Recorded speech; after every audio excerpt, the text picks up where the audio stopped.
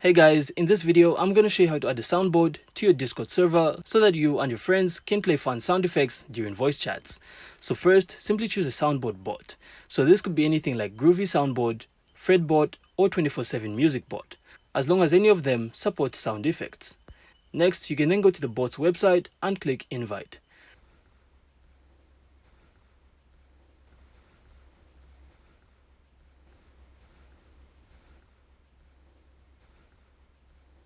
Then simply select your Discord server from the drop-down and click Authorize.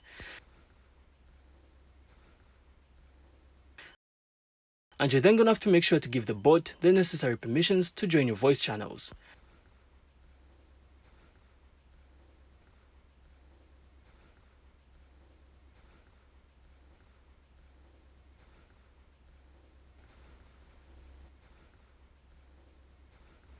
So once the bot is in your server, you can then join a voice channel, then use the bot's commands. So these are usually something like exclamation, play sound name.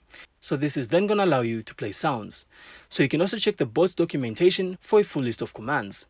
So after this, everyone in the voice channel will then be able to hear the sound effects. And you can also have fun customizing your server with different audio clips. And that's it.